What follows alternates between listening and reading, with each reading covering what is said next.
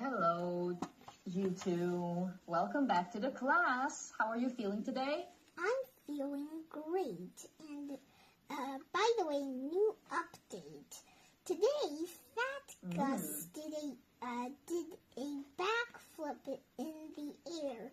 I said this update because she is currently practicing that, and this is the first time she actually did 3 in a row.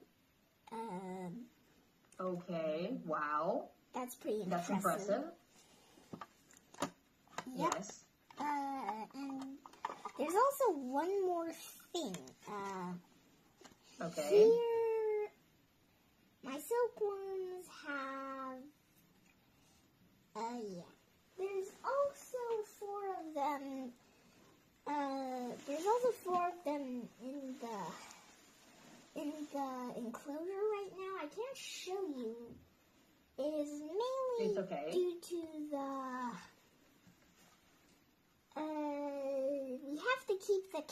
We have to keep the exit open. They have spent a cocoon. There's still 4 of them determined to not spend a cocoon in those holes. And yes, this is kind of funny. There's 2. We just don't want to throw away the access parts. That's okay. Do you see anything unusual with this cocoon? Prepared, with this one? I have no idea. Oh, compared to that one, well, Yeah. It's bigger. It's kind of messier. It has like a black spot. Yep. Oh, wait, that's just leaves. Yeah, Okay. this It's just bigger and messier. Yeah, but it's also kind of flat. You can see. This one is the cocoon of a solo silkworm, but this one has 2 silkworms in it. I guess that's weird. Okay. And There's also one currently turning into a cocoon, which I think it's already done. It also has 2. And it's kind of rare, actually, so I don't really know how this happened. wow. Okay. Maybe you did like an experiment involuntarily, so it just happened and you witnessed. And what is supposed to happen next? I think they're gonna both. I think when they're about to come out of their cocoon as a moth, there will probably be 2 of them climbing out. Plus, I actually just asked my mom one day, what if there was 2 silkworms in 1 cocoon, and I guess they kind of like somehow heard that if they know human language and understand human language, and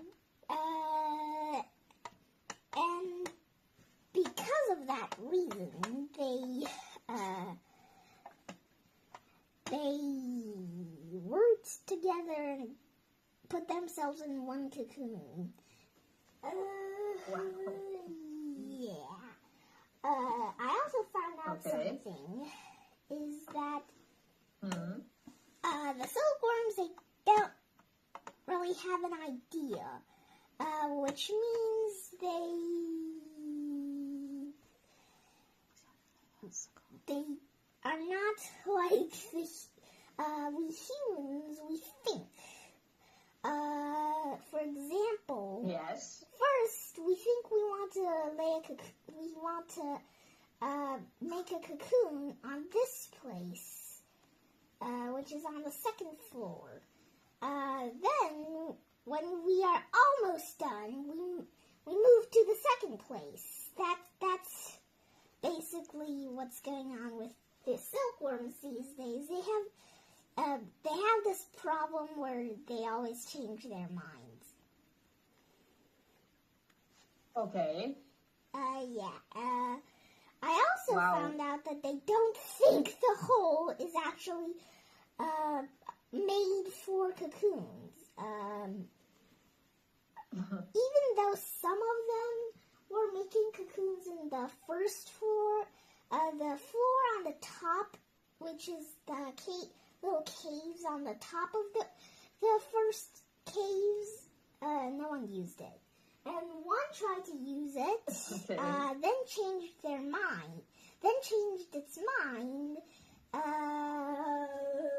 decided to make a cocoon right in the middle of the second floor and the first floor, which means that guy's cocoon is not in the first floor nor in the second floor, just floating. Mm-hmm. It's like this is the Got it. cocoon and these are the caves, just in the middle and floating. Yeah. Yeah, this is another one. Right next to it is another one. This one is the one with the two silkworms. Next to it is another one. On the second floor, there's really none. No new Okay. updates. Other than these. Got it. Well, what an interesting explanation of the warm world. Thank you very much for the insight. I appreciate it. You're welcome. Now, we do have something to talk about. We started discussing this Mm-hmm. in the previous class. How much do you remember? I remember 100% of it because I just, because today, before this class, before I ate my dinner, I just looked at it. So, Perfect. again, so I'm not really forgetting anything yet. Very well. That's important. Since we finished everything on this page, do you remember this? Yep. Very good. The only thing I wanted to look back on was the syntax here.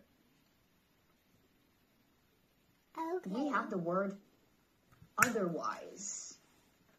It means if not this. Now, there's a pattern here. Otherwise plus subject, could, would, not, were. That's useless. We just need a concrete example. Tell me, could you use the word otherwise in an example sentence? Let's make one. Oh my gosh. What's going on? One of the silkworms have climbed on the very top of the whole enclosure. Yeah, that's kind of crazy. It's Yeah. gonna make a cocoon there, I think. Well, they find safe spots, I guess. I mean, yeah. No one using the cave right now. Not sure why they're not. Probably that's for I don't know other either. insects. Okay. Yeah. The silkworms must have a safe shelter for them. Otherwise, they will get eaten by birds, which will only occur on silkworms that are not pets. Very good. In this case, otherwise connects requirements. Psychologically healthy to the consequence, couldn't handle loads. Not necessarily very important for us to know that. The important thing here is for you to understand the meaning of the word and the way that it's used here. Which you do. Okay. Let's read this. What does this title say? Can humor serve as a defense mechanism against pressure? So, do we understand the title here? Very. Okay. So what do you think? Do you have an answer for this? Can humor serve as a defense mechanism against pressure? Yes, it can. In some cases. If it's like, oh, there's a lot of fire, help, then, in that case, I think you have to run, not calm down yourself. Okay. Yes. So you basically explained what living with anxiety means. Let's read this text. How do athletes adjust to such intense pressure? Logan explains how he learned to control his anxiety during a competition. Most divers think too much, he says. They're too much in their heads. What worked for me was humor. I remember thinking about what my mother would say if she saw me do a bad dive. She'd probably just compliment me on the beautiful splash that looks like a flower. Yes, like a happy, smiley flower. Exactly. So there are always two sides, if not more, of looking at things. For example, his mom would compliment him on a beautiful splash. Even if he did do a bad dive, his mom would not criticize him. She would give him compliments. So we all have if you imagine a human as a giant mechanism that has like multiple smaller mechanisms inside, it's like a beautiful big organism that works. We have so much power and control over what we think and feel. Do you agree with that? I think I agree with that, yeah. Okay, so, for example, if you're mad at someone, if you're really angry with someone, do you think you can just decide to not be angry?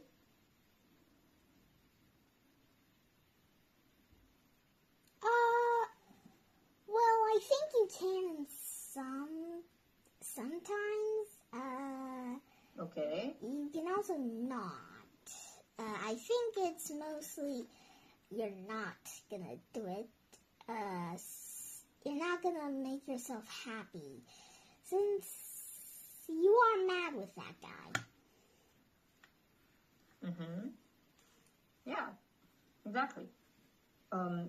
So do you think it's important to be in high spirits, let's say, to have fun and to laugh a lot as a way of getting out of anxious feelings and states?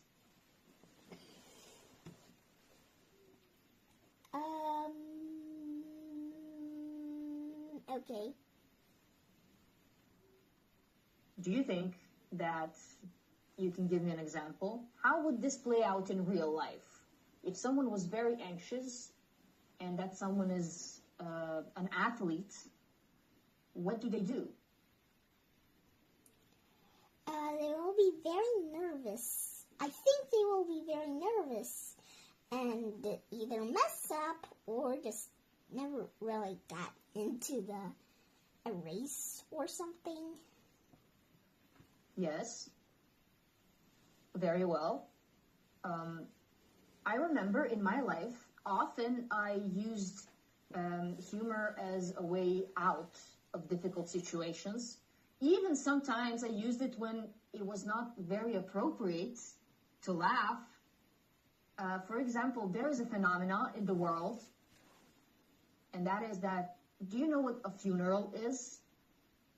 No. Nope. Okay, then I will not go down that road. It's basically that people often laugh when faced with so much sadness. Why does this happen? When people are very sad, why do they laugh? Well, what do you think? Out of society, I think. I just wanted to share with you something. I once watched this video. I actually kind of know that phenomenon.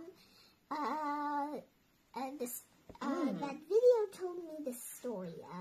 It's a real one, I think. A person decided to make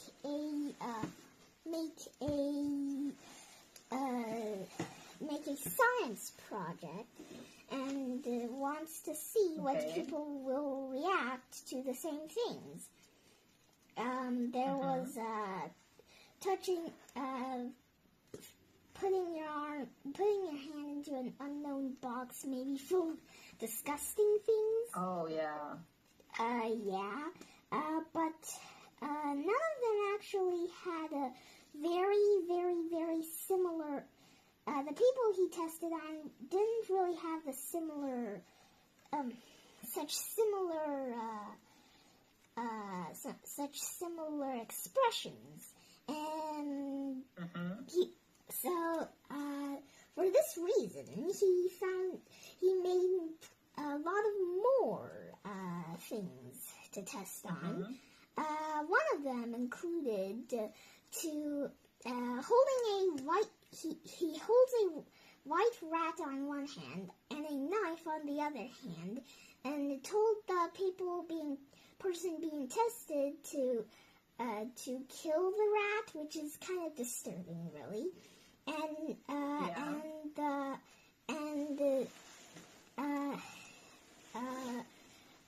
In addition, well, he found out that most of the people he tested on in that test actually laughed, and some of them even just said okay and killed the rat. Whoa, okay. That sounds familiar to me, though. I don't know when I watched that or read that. I'm not sure, but thank you for bringing it up. That's interesting. Okay, thank you. And works exactly with what we are talking about. That's very good. If you look on this side, we have collocations adjust to, which is a phrasal verb, and it means adapt to. Tell me, have you ever had the sensation that you cannot completely adjust to something?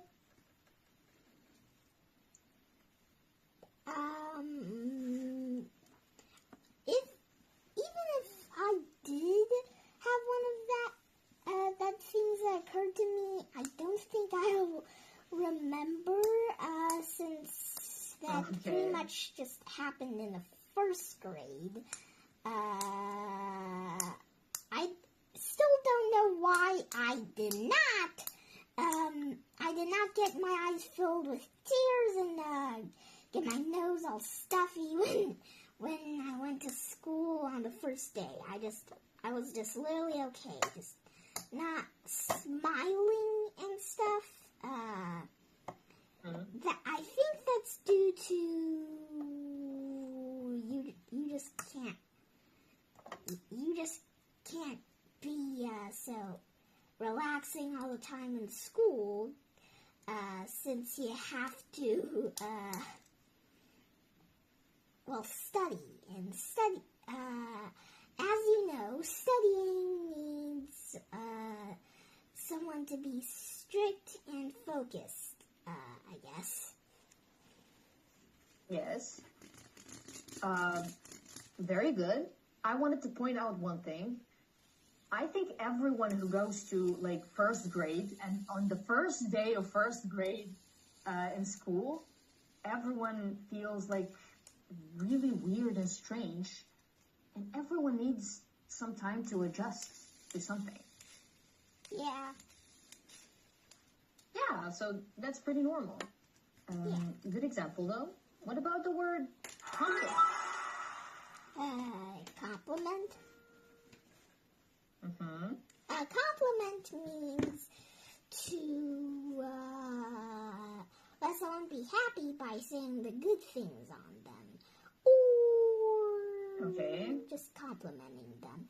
For example, I have this eraser that is My Little Pony edition. Maybe someone would step up and say, wow, your eraser looks so beautiful, which I'm not a fan of My Little Pony for some reason. That's called complimenting me, like complimenting my eraser. Can you give me a compliment? Like, you mean literally? Yes. Oh, then I would say your glasses look very cool. Very good, thank you very much. And I would say you look very beautiful today. Oh, thank you. But what about this? Look at this over here. Complimentary. Oh. When it's an adjective, I can say, wow, is that like a t-shirt, shirt, a jersey? What are you wearing? I think it's a sweater. Okay, that sweater is really complimentary to your face, because I think that red color brings out your eyes, so it's really complimentary with your physique, with your facial structure. I think red color really suits you. Okay, thank you. You're welcome. I was being honest, but partially I was trying to explain the word complimentary.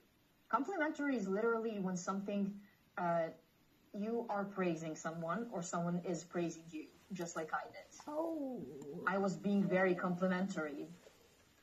Yeah, complimentary,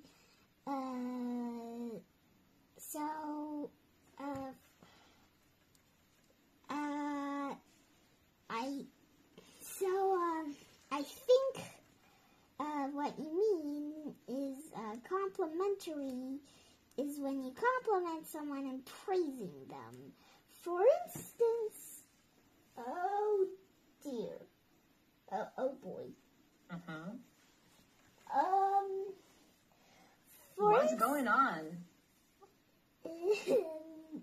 One of the silkworms is trying to escape. Just a moment as I see my example and try to get it down. Okay. For example,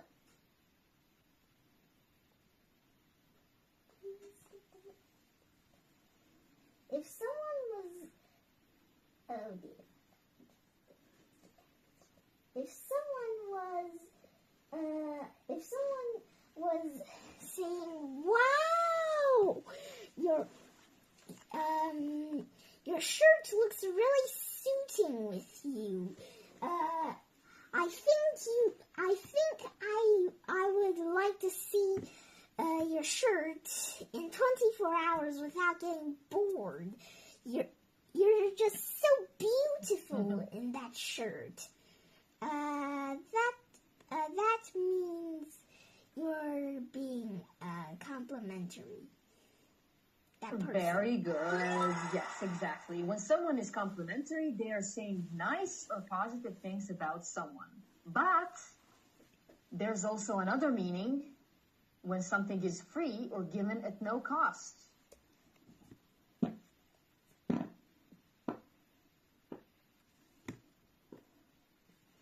Okay. The hotel offered complimentary breakfast. That means that the hotel offered free breakfast, right? Oh. Yes. But it's always something that you get or that someone gives. It's not that you're asking for something. It's something that's being given at no cost. But more about this in the next class, okay? Okay. I'll see you in a couple of minutes. See you in a couple of minutes. See you. See you.